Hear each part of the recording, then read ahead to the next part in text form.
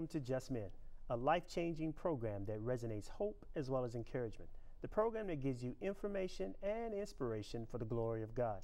I'm your host, Jeff Tate, and thank you for joining Just Men. On today's program, we have a very special guest, a guest that I am just fond of, and I'm excited that he's on our program. It's the first time that he's been on Just Men. Please welcome Shawn Brown. Welcome to Just Men. I'm glad to be here. Glad to be here. Man, it's a tremendous blessing for you to be on our program. And I know that behind the scene, you and I talked about how we wanted to talk about Uncle Ray and share about the inspiration and how he was just a vital part of our lives. But before we dive into that level of inspiration, kind of share a little about who is Shawn Brown. Okay, I'm Shawn Brown. I was raised here in Nashville, Tennessee for part of my childhood. The other part I was raised in Columbia, Tennessee. Here in Nashville, I attended St. Pius X Catholic School. From there, I went to Middle Tennessee State University and graduated with a degree in speech and minor in business and education. I work at Cedar Grove Treatment Facility, which is a youth facility for boys. Out there, I'm the case manager in charge of medical issues and aftercare. I also coach basketball. I coach girls basketball at Case-Lane Academy. That's 5th and 6th graders. And I also have an AAU team, the Murfreesboro Lady Stars, and I coach some 5th graders and some 7th graders. Both teams I've had since they were 3rd or 4th grade. And I also work with some boys too. I have some 8th grade boys that I coach. But you know, my main joy is coaching the girls and bringing them up from childhood and developing them into what they do when they get in high school. Wow, that's beautiful. I know that sort of the wind underneath your wings have been Uncle Ray and how he's inspired you even as a young adolescent and really put you in the form of the mindset of education and inspiration and helping development of people.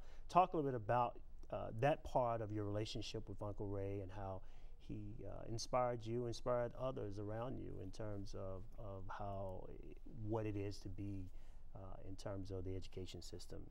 Yes, well, Uncle Ray has been the backbone of the family. He was always the one that was there since I was a kid. Uncle Ray inspired not just me, but all of my cousins. I have numerous cousins that are in education, working in the field. My cousin, Tracy Majors, he's a local physical education teacher. Tony Majors, he's a former principal at Glencliff High School. Now he's in administration. Also, you have Uncle Ray's daughter, Sonia. She's a CASA representative in the state of Michigan. Tanya, she's a teacher here, and her major was something different in college. You know, she just came out into her, and now she's in education. Perry, he coaches football and helps out in Smyrna with the Smyrna Youth League. We all got that from Uncle Ray. When he was young, he was always helping youth. He was always working with kids. He was coaching. He coached with the Woodbine Broncos and coached numerous boys in football.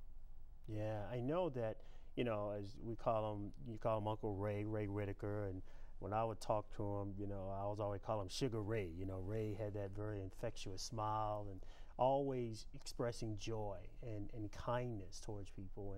And so, of course, Ray and I encountered each other through the boys, a men's group that we do things. But go behind the scene a little bit with seeing Ray as not only as a mentor and as an educator, but talk a little bit about Ray as almost a father representative. Share a little bit about that aspect of Ray behind the scene. Right. Well, I've always looked up his uncle as kind of a second father. He was always there for my mother since the day I remember. You know, he would be there. My mom had stories about how he came when she went to TSU. He came and loaded up all her stuff in a little Volkswagen Bug. Came to the country, loaded all her stuff up, and took her to TSU. When she needed money, he would go to campus and take it to her. When we grew up, and when, you know, my mother was grown and he would come by the house, he was always there for us. He was coming to pick me up, and he would take me to the reunions with him. He was the chairman of the family reunion, the Valentine family reunion, and he always took me with him. When my dad passed in 2003, you know, Uncle Ray was there, and after my dad passed as a grown man, the person I went to was Uncle Ray. You know, before that, I always went to Uncle Ray. My dad always knew, and my mom talked about it, how if my dad really wanted me to do something, he would talk to Uncle about it because he knew I would listen to Uncle. But after Dad passed, Uncle was there, and he's the one I called. If anything went wrong in the house, if anything happened, I would call Uncle Ray and ask him how to fix it, and he would have a good word for me. He would always tell me, you know, you do this, you do that, you're going to be okay. Always told me I was going to be okay. The last conversation I had with him was about my water heater breaking in the house. My water heater went out, and I went home, and water was flying. The first person I called was Uncle Ray. He told me what to do, talked to me. I asked him how much it was going to cost. You know, he said, oh, it's going to cost you a lot of money, but you're going to be okay.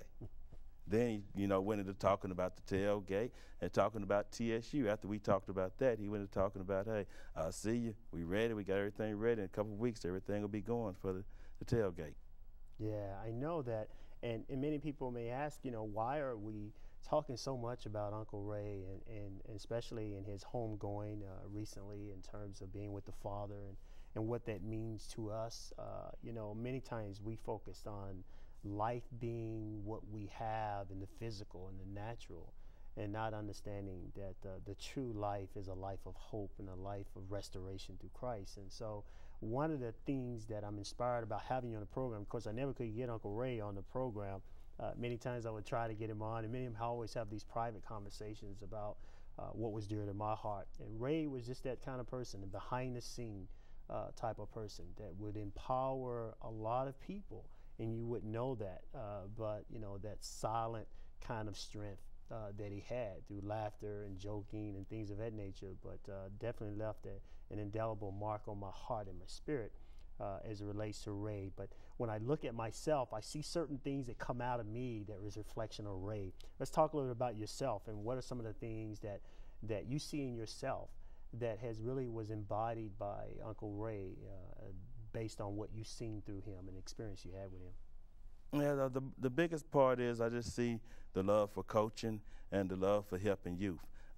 You know, that's all I've done in my lifetime is help youth and spend a lot of time doing community service and helping out with the youth in Murfreesboro and Davidson counties. You know, that came from Uncle Ray. He was always helping youth. Also, a big part of what Uncle Ray instilled in me is what I see with MTSU. You know, of course, Uncle Ray was a big blue tiger at TSU, and always supported that. He had a group called The Boys, which you're a member of, and you know, he did tailgates for TSU, but that tailgate led to me at MTSU, and I always talked to Unc and always came to the TSU games, and he always knew I'd be at that tailgate. But when I decided that I wanted to do something for MTSU, I took it from Uncle Ray, and I talked to him about it, and we talked about it, and I talked to some of my guys about it, and we formed an organization called Middle Tennessee Network Association at MTSU, and we have tailgates. You know, we do community service right now. We're raising money for scholarships. We give away 3 scholarships a year to incoming freshmen at MTSU. And I know I talked to you about that, and you talked about that's something that y'all were heading toward, and I talked to you about how we had that going. And all that came from Uncle Ray's inspiration on me. And, you know, Uncle Ray and the boys have something to be proud of, that our organization came from you all's organization and are giving back. Wow, man, that's beautiful.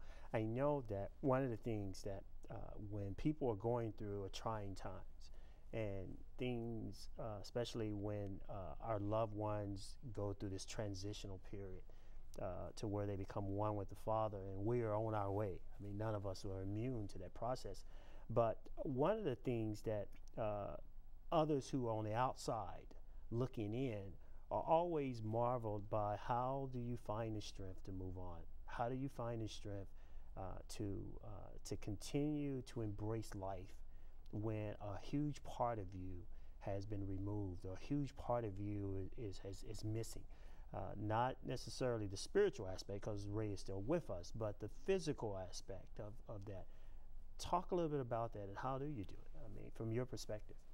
Yeah, initially that was hard. You know, when I first got that call, it was the hardest call I got, you know, because Uncle Ray wasn't sick. It was just a call out of the blue, and normally in them times, Uncle Ray is the guy that I talk to. You know, I told everybody, any funeral that had in the family, I rode with Uncle Ray to that funeral. So that was very hard. You know, it was a trying time.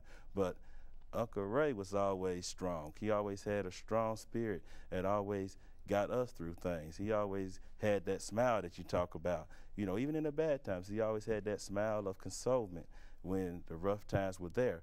And also talking about what Bishop Walker said at the funeral. When Bishop Walker was talking into celebration, he talked about how Uncle Ray was given to us. He made a deposit in Uncle Ray, and that deposit grew, and then you have the interest on that deposit, and we're the interest on that deposit. I mean, you can look at all of us and what we're doing in our lives, what we're doing for kids, and how we carry Uncle Ray's spirit. We're the interest on that deposit, and he would want us to carry on and be there for him and be the backbone and keep strong. Wow, that's beautiful. You know, that's a message that we all can embrace in terms of being able to move on and to be able to hold on. It's Right. not that we let go of Ray when we move on. We just carry him with us, and we Right. carry him with us now in multiplication, because he's been sort of exponentially increased. It's like the word talks about, except the seed falls into the ground, and the scripture talks about, except that seed dies, it bears alone. But if it dies, it brings forth increase, it brings forth abundance. And part of the dying process is what you and I go through every day. It's not just the physical death, but it's the death of the flesh, it's the death of the mind, because a lot of our troubles come from our thinking. Our mind will pull us into despair and rob us of the joy and the peace to know that Ray is with us, that our loved ones are still with us, and we embody him through, the things we do. One of the things that Ray and I would always have conversation on is about character and about integrity, and he knew my word was stay focused. Stay focused. Not only was it faith, obedience, commitment, understanding, and self-control, the attributes in order to stay focused, but how do you do that? How do you bring that into perspective? And it wasn't about performance, but it was about identity, knowing who you are in God. And so him and I would constantly talk about that, but I know that when we start talking about character, and we look towards Ray to exemplify character, how do you carry his legacy now when you're in front of the young people, you're coaching and you're mentoring? What words that resonate now in your heart that you share with them, that you can see Ray all over it? Yeah. It's all about telling them that they can do anything, that they can be what they want to be. And Uncle Ray did that when he was coaching and when he was teaching. He told kids that they could be what they want to be. One of the gentlemen that spoke at the funeral, Earl, talked about how Uncle Ray told him he could be whatever he wanted to be. And he always told us that. He always told us we could be what we wanted to be. We could do what we wanted to do. We could achieve any goal that we wanted to achieve. And, when I talk to the youth, when I talk to the girls that I coach, I always try to lift them up. I always try to let them know that, hey, you can do this. We're going to start from the scratch, and even if you don't know how to dribble, we'll teach you how to dribble and get to that level. And it's just about lifting them up. That's what Uncle Ray did, and, like I said, I've thought about it over and over again, even since the homegoing celebration, and thought about what he meant and stuff he would have did. And every day I have a phrase that I made up. I talked to my cousin about it and was talking to her on Facebook, and I said, every day be like Ray. And, that's the phrase that I go by every day be like Ray. And Uncle Ray did things the right way. He planned things. He got up first thing on Sunday morning and went to church. Every Sunday morning, got up first thing at 7 a.m. and went to church and praised God. And he always gave God the glory. And it's every day be like Ray, and let yourself be, as you said, a background person that helps out. You don't have to be on the forefront, but you can help out and affect the lives of young people. Yeah. Wow. Last word of encouragement. What word would that be? Be like Ray. Every day, be like Ray, and trust in God. Wow, that's beautiful. Stay focused. Wow. Awesome. Wow. Awesome. Yeah, be like Ray. That's all right. That's good. Wow.